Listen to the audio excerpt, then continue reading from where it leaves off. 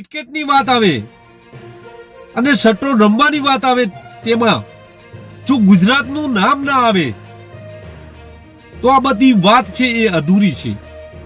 કારણ કે ગુજરાતમાં સૌથી મોટા બુકીઓ છે તેઓ રાજકીય કનેક્શનો પણ ધરાવે છે, પોલીસ કનેક્શનો પણ ધરાવે છે.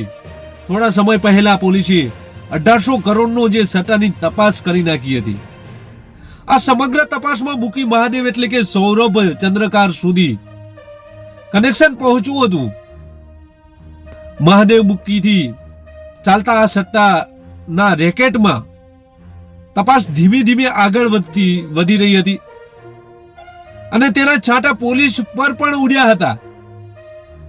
ત્યારે તાત્કાલિક તપાસ હટી ગઈ અને ગાંધીનગર સુધી પહોંચી ગઈ હતી. હજી સુધી આ તપાસ ચાલી રહી છે. ત્યાં બીજી તરફ અગાઉ કેસની તપાસ કરી રહેલા પોલીસ કર્મીઓની બદલી થઈ ગઈ હતી. આ સમગ્ર તપાસ મહાદેવ કનેક્શનની તપાસ ક્યાંક અટકાઈ ગઈ છે. તે ક્યાં અટકાઈ તે ખબર નથી, પરંતુ ક્યાંક અટકાઈ ગઈ છે આ તપાસ. પરંતુ આ બધા વચ્ચે હાલ દુબઈમાં મહાદેવના પાર્ટનર રવિ ઉર્ફે ટાયરની સેન્ટ્રલ એજન્સીએ ધરપકડ કરી છે. ગુજરાતના સૌથી મહત્વની અટકાયેલી તપાસમાં આ ધરપકડ ખૂબ જ મહત્વની માનવામાં આવી રહી છે. કારણ કે જો ગુજરાત પોલીસને તેની પૂછપરછ કરવામાં આવશે તો અનેક બેનકામ જે લોકો છે તે લોકોના નામો આવવાની પણ શક્યતાઓ રહેલી છે. છત્તીસગઢનો એક છોકરો એ ભારતનો સૌથી મોટો બુકી બની ગયો છે. રાકેશ રાજદેવ ઉર્ફે RR રાખલો, ત્યારબાદ જીતુ ટોમી જેવા બુકીઓ ગુજરાતમાં સૌથી મોટો સટ્ટો રમાડે છે. IPL મેચ હોય, લોકલ મેચ હોય કે પછી અન્ય કોઈ જ્યાં પૈસા કમાવે જેવી બાબત હોય તો આ લોકો એક્ટિવ થઈ જતા હોય છે. આ બુકીઓ મોટા ગજાના છે. કારણ કે પોલીસ સાથે પણ આ લોકો સાંઠગાંઠ ધરાવતા હોય છે તેવી અનેકવાર ચર્ચાઓ જોવા મળી છે. જ્યારે રાજકીય કનેક્શનો હોય તેમાં પણ કોઈ નવાઈ નથી. ક્રિકેટ સટ્ટામાં આ નામો લોકોએ ઘણી વખત સાંભળ્યા છે, પરંતુ આજે 35 વર્ષનો જે છત્તીસગઢનો બુલાઈનો છોકરો છે જેણે આખા ભારતમાં સૌથી મોટો બુકી હોવાનો દરજ્જો મેળવી લીધો છે. એટલે આ કોઈ ક્રેડિટ નથી, પણ એ જ્યુસની લારી ચલાવે છે તે છોકરો છે. તેના પિતા સરકારી કર્મચારી હતા. આ બુકીનું નામ છે સૌરભ ચંદ્રકાર ઉર્ફે મહાદેવ. મહાદેવ બુકના સટ્ટા રેકેટનો પર્દાફાશ PBCએ કર્યો હતો. મહાદેવ બુકના નામથી અલગ અલગ પંટરો અને સટ્ટેબાજો અબજો રૂપિયાનો કારોબાર કરે છે. મોટા ભાગના જે બુકીઓ છે એ બુકીઓ દુબઈમાં છુપાયેલા છે. જ્યારે ગુજરાતના એવા પણ બુકીઓ ક્યારેક સખાવત કરતા અને દાન કરતા પણ જોવા મળે છે. મહાદેવ બુક નામની જે બુકોના નામથી અલગ અલગ સટ્ટા રેકેટનો પર્દાફાશ અમદાવાદ PCBએ કર્યો હતો. PCBના તે તપાસના પોલીસ અધિકારીઓ અને કર્મચારીઓએ ભેગા મળીને 400 કરોડનો સટ્ટા બેટિંગની તપાસ શોધી કાઢી હતી. અચાનક એવું કશું બન્યું કે તપાસ કરી રહેલા બધા જ કર્મચારીઓ જે પોલીસ કર્મચારીઓ છે ને અમદાવાદથી બહાર ટ્રાન્સફર કરી દેવામાં આવ્યા હતા. એની પાછળનું કારણ શું હતું તે ચર્ચાનો વિષય હતો. પરંતુ આ સમગ્ર તપાસ ત્યારબાદથી ગાંધીનગર પહોંચી છે અને ગાંધીનગરની એક ખૂબ જ મજબૂત તપાસ એજન્સી આ સમગ્ર મામલાની તપાસ કરી રહી છે. જેના અધિકારીઓના ઈમાનદારીના પણ ડંકાઓ વાગે છે તેવી એજન્સી હાલ તપાસ કરી રહી છે. મહાદેવે લગ્નમાં 200 કરોડ જેટલો તેણે ખર્ચ કર્યો હતો. હવે આ સમગ્ર મામલે તપાસ ચાલી રહી હતી, પરંતુ મુખ્ય આરોપી સૌરભ અને મહાદેવ તેના જે ભાગીદાર દુબઈમાં છુપાયેલો છે તેની વિગતો મળી રહી હતી. સૌરભ ઉર્ફે મહાદેવ સામે ઈડી અને અન્ય સેન્ટ્રલ તપાસ કરી રહી હતી, કારણ કે તેના લગ્નમાં 200 કરોડ જેટલો ખર્ચ કરવામાં આવ્યો હતો. ફિલ્મી સ્ટારોને તેણે નચાવ્યા હતા અને ગાયક કલાકારોને બોલાવી અને આ રીતે ગીતો ગવડાવ્યા હતા. લગ્નમાં અલગ અલગ ઇવેન્ટ યોજવામાં આવ્યા હતા. વિદેશથી પણ લોકો બોલાવવામાં આવ્યા હતા. આ બધા રૂપિયા આવ્યા ક્યાંથી તેની તપાસ ચાલી રહી હતી. આખરે ઈડીને મહત્વની સફળતા એક દિવસ પહેલા જ મળી છે. તેમાં રવિ ઉપ્પલ ઈડીની પકડમાં આવી ગયો છે. સટ્ટામાં રવિ સૌરભે 20,000 કરોડનો કારોબાર કર્યો હોવાનો અંદાજ જોવા મળી રહ્યો છે. રવિ ઉપ્પલ અને સૌરભની જોડી પણ અલગ અલગ કહાની છે, કારણ કે રવિ ટાયર પંચર કરતો હતો ને નાના મોટા ટાયર વેચતો હતો, જ્યારે સૌરભ છે તે જ્યુસની લારી કાઢી અને પોતાનું ગુજરાન ચલાવતો હતો. સૌરભને ઓનલાઈન ગેમ રમવાનો ચસ્કો હતો અને તેણે દુબઈમાં જઈને મહાદેવ એપ કરીને ઓનલાઈન ગેમ્સ જે પ્લેટફોર્મ શરૂ કર્યું હતું. પરંતુ આ ઓનલાઈન ગેમ્સની જગ્યાએ ક્રિકેટ સટ્ટો બેટિંગનું સૌથી મોટું પ્લેટફોર્મ બની ગયું હતું. મહાદેવ બુકના સટ્ટા રેકેટનો પર્દાફાશ પીબીસીએ કર્યો હતો. મહાદેવ બુકના નામથી અલગ અલગ પંટરો અને સટ્ટેબાજો અબજો રૂપિયાનો કારોબાર કરે છે. મોટા ભાગના જે બુકીઓ છે એ બુકીઓ દુબઈમાં છુપાયેલા છે, જ્યારે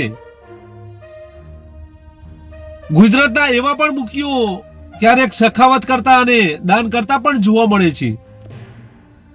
મહાદેવ બુક નામની જે બુકોના નામથી અલગ અલગ સટ્ટા રેકેટનો પર્દાફાશ અમદાવાદ પીસીબીએ કર્યો હતો. પીસીબીના તે તપાસના પોલીસ અધિકારીઓ અને કર્મચારીઓએ ભેગા મળીને 400 કરોડનો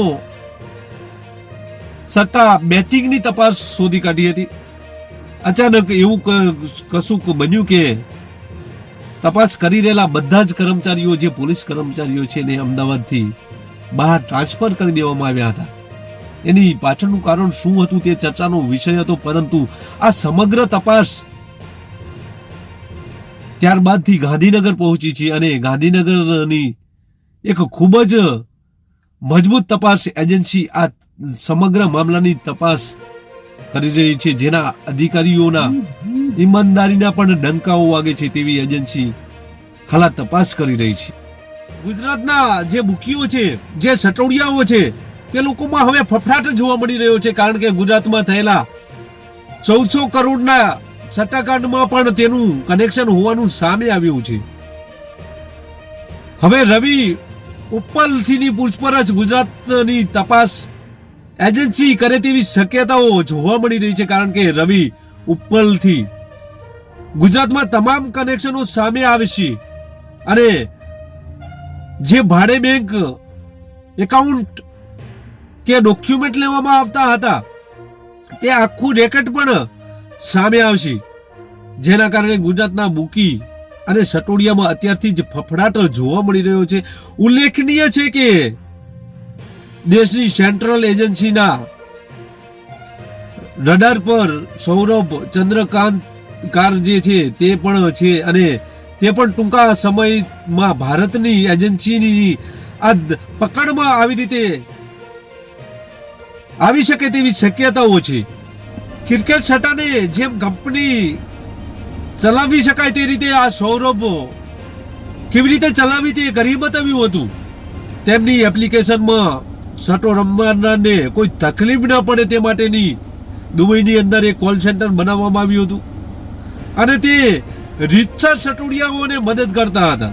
આ સમગ્ર જે વિગત છે એ દેશની સેન્ટ્રલ એજન્સી પાસે પણ પહોંચી છે અને સૌરભ ચંદ્રકાર ઉર્ફે મહાદેવ કયા કયા મોટા ગજાના પોલીસ રાજકારણીઓ સાથે કનેક્શન ધરાવે છે, તેમજ ગુજરાતમાં તેનું મોટું કનેક્શન કયું છે તે પણ સેન્ટ્રલ એજન્સી પૂછપરછ કરે તેવી શક્યતાઓ જોવા મળી રહી છે.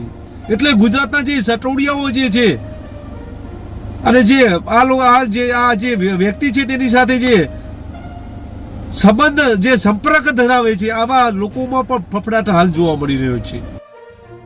પીસીબીને માધુપુરામાં કડી મળી અને 1800 કરોડના હિસાબ મળ્યા છે.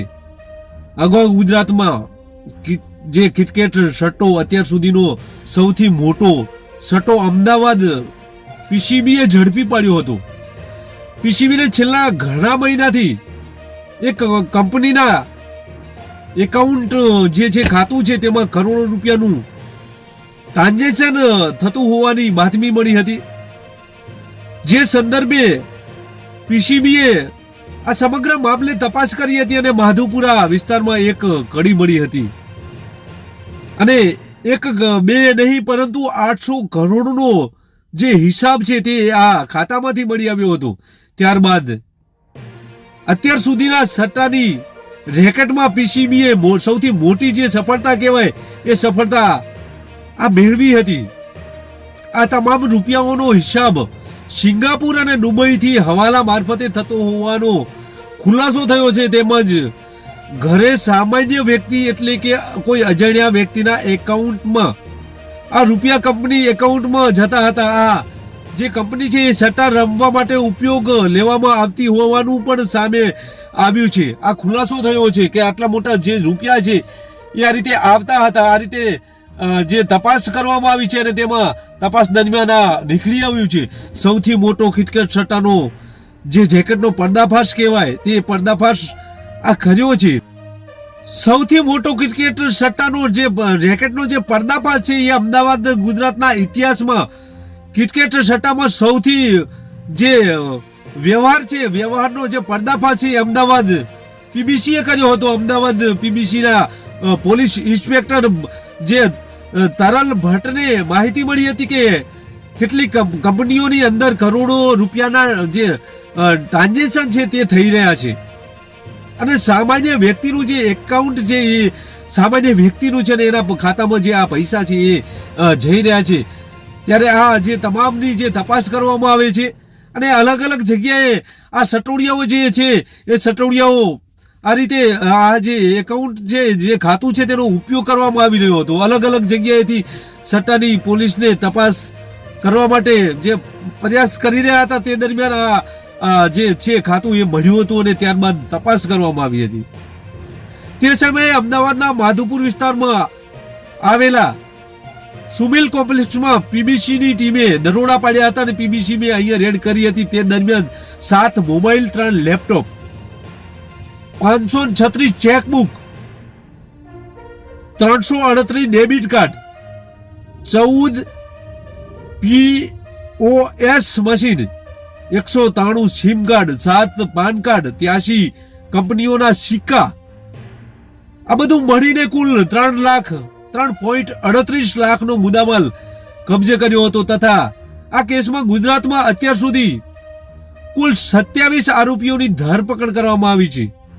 જ્યારે હર્ષિલ જૈન, અમિત મજેઠિયા અને મહાદેવ દુબઈ હોવાનું પોલીસની જે તપાસ છે એ તપાસમાં સામે આવ્યું છે. ત્યારે આ તપાસ થતા ગુજરાતમાં પણ જે સટોડિયા છે તે સટોડિયામાં ફફડાટ જોવા મળી રહ્યો છે. બસ એ જ. નમસ્કાર.